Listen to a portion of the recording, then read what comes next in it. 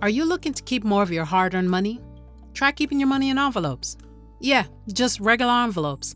The envelope system isn't exactly new. It's been around for a while. But if you're wondering how and why it works, we'll explain in this video. And if you stick around until the end, we'll give you options on some more technologically designed envelopes. But first, if you're new here, consider subscribing to the channel and hit that like button if you appreciate content like this.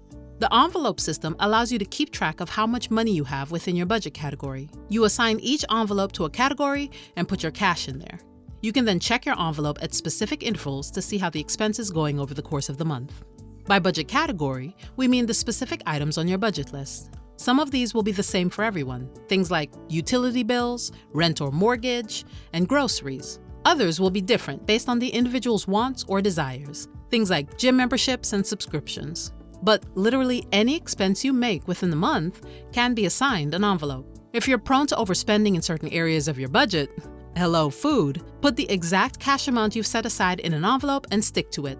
When the money is spent, that's it. Why even use the envelope system? The main reason we overspend is that in the world of swiping our cards and putting things on credit, we're not stopped. When you're physically confronted with no cash in your envelope, you can't spend, and this is exactly why the envelope system helps us, telling you when to stop spending your hard-earned money. So let's look at a few steps to setting it up. Step 1, outline your budget categories that require funding. It's up to you to determine which items on your budget should get an envelope, but it's always best to prioritize the budget items where you tend to overspend, such as food, entertainment, or even shopping. You determine how broad or specific your budget categories can and should be. For instance, you could have a fun envelope, or you can be a bit more specific and have movies, restaurant, and sporting events as separate envelopes. Step 2, assign a dollar amount to each expense. If you find yourself overspending on gift ideas or any other category, consider setting a limit. If, for example, groceries are always a drain on your finances, set a budget for them and discipline yourself to stick to it. You can always incorporate other types of budgets within the system. For example, you could create 3 envelopes labeled Needs, Wants, and Savings, and per the 50-30-20 budget, you could calculate the dollar amounts for each and put that amount in the respective envelopes. Step 3, collect, label, and stuff. Now you have your envelopes, fill them with the appropriate amount and label them correctly according to your numbers. As an example, let's say your monthly grocery budget is $500. When you get your monthly paycheck, take out that amount in cash and place it in an envelope labeled groceries. This is your monthly food budget. Now stick to it. You also don't have to go to the store with all of that cash in one trip. But if your total at the store is $160 and you only took $150 with you, return some of the items. We understand how difficult this could be. However, this is the entire reason for the system. It's preferable to have to put something back than wipe out your entire budget. On the other hand, if you have extra cash from the store, make sure you put it back in the envelope. Step 4, spend only the money in each envelope. Do you want to go out eating but don't have enough money? Well, check the fridge for any leftovers. Participate in a potluck with friends. Try to be inventive and see if you can make dinner without going to the store. This helps you become more conscious of your spending habits. Don't forget that when your money is gone, that's it. Step 5, repeat, repeat, repeat. Once you've completed your first month, you simply tweak your items in cash to make them work better for you. Have you discovered any inconveniences or do you need to spend more money on certain items? Make any necessary changes and then repeat. With each trial, you'll improve until you become more accustomed to how much to spend and how to cope if you run out of money by the end of the month. And remember, the system can change or evolve. For example, if you find that you'd rather work on a weekly basis, then figure out how much money you want to spend each month, divide this amount by 4, place it in 4 different envelopes, and label each week 1 through week 4. This way, you're only concerned about the money you're spending on a week-to-week basis. The cool thing about this system is that it helps you stay on track and forces you to be disciplined with your hard-earned money. You also get to hold yourself accountable, which makes it difficult to go overboard.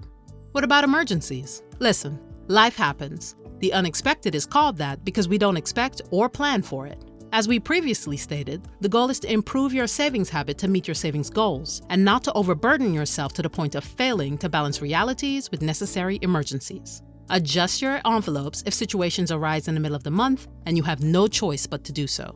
However, you must be accountable for that amount. What if you shop online? To get the most out of this system, it works best to deal with physical cash. This is why things like shopping, car maintenance, or even entertainment expenses work really well with the envelope system.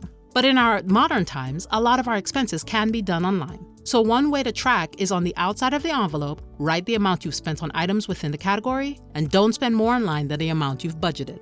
No money or some money left over? Be strict enough with this system to avoid borrowing from other envelopes. We understand how tempting it can be to shuffle cash from one envelope to the next. Don't be surprised if your inner voice tells you to raid your shopping category so that you can put more money into your eating out envelope.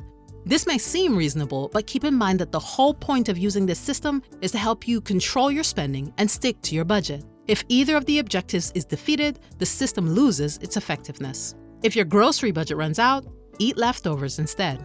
If your gas envelope is leaking faster than expected, it might be time to walk more or make fewer trips. You simply have to be inventive to make your money stretch when an envelope is running low. On the other hand, if you have money left in an envelope at the end of the month, congratulations! You finished on time and under budget. It's a wonderful sensation worth celebrating. It's fine to treat yourself. It is critical to reward yourself to stay motivated. You no longer need to calculate total expenditures and subtract them from total income to determine your financial situation. This system is visual, literal, and tangible, making it easier to discipline yourself. For example, if you want to buy clothes but don't have any money left in the envelope, you can't. It's as simple as that.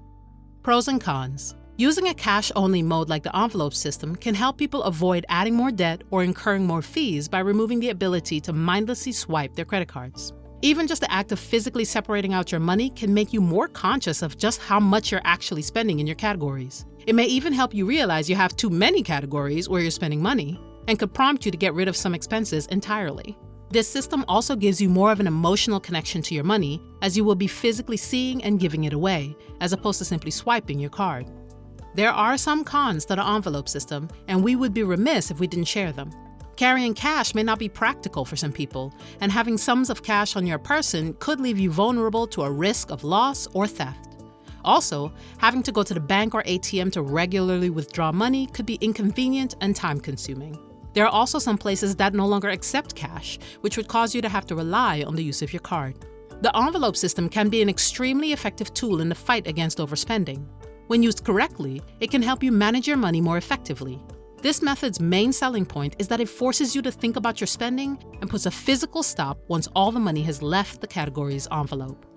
While we advise that using physical cash is preferred, we do realize that it's not necessarily feasible for everyone or wise to do so. That's where budgeting apps may come in handy. Apps like Good Budget, Envelopes, and Simple Budget utilize principles of the envelope system, but allow you to use technology to help. If you struggle with traditional budgeting, using this system, whether with physical cash or one of the apps we've suggested, can help keep you on track with your spending. If you found this video interesting or helpful, leave a comment below. We'd love to hear from you. Please like and consider subscribing so you never miss out on new content. Thanks for watching. We'll see you in the next one.